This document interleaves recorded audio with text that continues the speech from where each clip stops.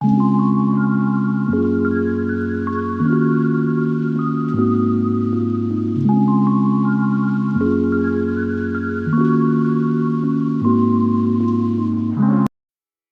के किनारे बसा एक मजदूरों का गांव, जिस गांव में दो दोस्त हरिया और रामचरण नाम के मजदूर रहा करते। हरिया बहुत गरीब था, लेकिन रामचरण धनी था।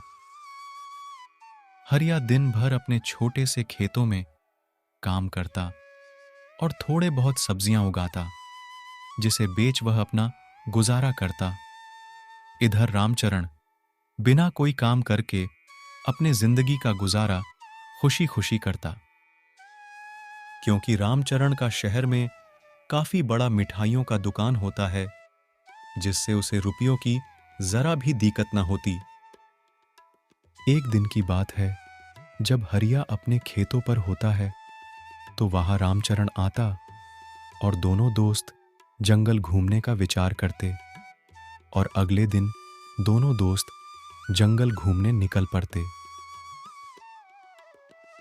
हरिया और रामचरण जंगल घूमते घूमते जंगलों के काफी अंदर आ जाते हैं और कुछ देर बाद रामचरण थक जाता और एक पेड़ के नीचे आकर बैठ जाता।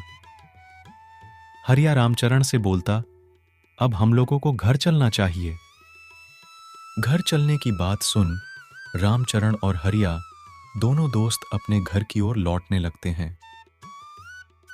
गांव पहुंच हरिया अपने खेतों पर काम करने लगता और रामचरण अपने घर की ओर लौट जाता। ऐसे ही दिन गुजरता जाता है और एक दिन की बात है, जब हरिया काफी गहरा नींद में सो रहा होता है तो उसके खेतों पर से जंगली जानवरों की एक बड़ी झुंड गुजर जाती, जिससे हरिया की सारी सब्जियां खराब हो जाती। जब सुबह हो जाती है तो हरिया अपने खेतों पर आता और वहां देख निराश हो जाता। वह समझ न पाता कि मेरे खेतों की ऐसी हालत किसने की है।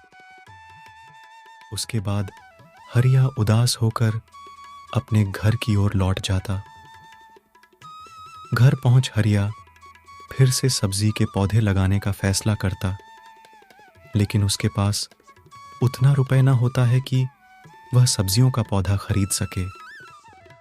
उसके बाद हरिया कुछ रुपए के लिए अपने दोस्त रामचरण के पास जाने लगता है, लेकिन हरिया को रास्ते में ही रामचरण से भेंट हो जाता और हरिया रामचरण से अपना समस्या बताता और कुछ रुपए मांगता। रामचरण हरिया को कुछ रुपए देता। हरिया रुपए लेकर अपने घर की ओर लौटने लगता। घर पहुंचने में हरिया को काफी देरी हो जाती है और देखते ही देखते शाम भी हो जाती है। हरिया खाना खाकर सो जाता है और जैसे ही सुबह होती है तो हरिया बाजार से कुछ सब्जियों के पौधे खरीद लाता। सारे पौधे को लेकर हरिया अपने खेतों पर जाता और पौधे को लगा देता। जब सारे पौधे लग जाते तो हरिया सभी पौधे पर पानी डालता और भगवान से प्रार्थना करता कि मेरी सब्जियां अच्छी उगे। सारे पौधे पर पानी देकर हरिया अपने घर की ओर लौट जाता है और घर आकर हरिया सो जाता।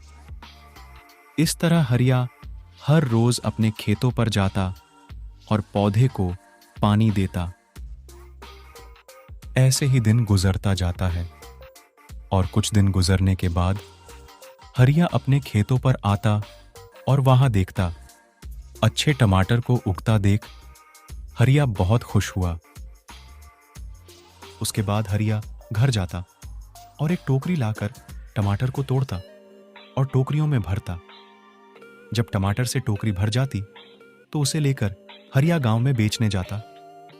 वह गांव के हर दरवाजे पर जाता और टमाटर बेचता। ताजे और अच्छे होने की वजह से हरिया की सभी टमाटर अच्छे दामों में बिक जाती। इस तरह हर रोज हरिया टमाटर को बेच अच्छा पैसा कमाने लगा। एक दिन की बात है, हरिया के मन में एक ख्याल आता कि अब मुझे रामचरण को रुपए वापस कर देना चाहिए। उसके बाद हरिया रामचरण को रुपए देने उसके घर आता, लेकिन उसे रामचरण से भेंट नहीं होती। हरिया अपने घर की ओर लौट जाता है। इस तरह सुबह हो जाती है और हरिया फिर से अपने दोस्त रामचरण के घर जाता, लेकिन उसे उस दिन भी रामचरण से भेंट नहीं होती। कुछ देर बाद एक किसान हरिया के पास आता और हरिया को बताता कि अब रामचरण घर छोड़ शहर चला गया है। यह बात सुन हरिया मायूस होकर अपने घर की ओर लौट जाता है। उसके बाद हरिया अपने खेतों पर काम करता और अच्छे अच्छे सब्जियां उगाता। इस तरह कई दिन गुजर जाते हैं और हरिया गांव के चौराहे पर एक सब्जियों का दुकान कर लेता, जिसमें हरिया कई किस्म के सब्जियां बेचा करता। ताजे और अपने खेत की उगाए सब्जियों को देख लोग हरिया की सब्जी बहुत खरीदते।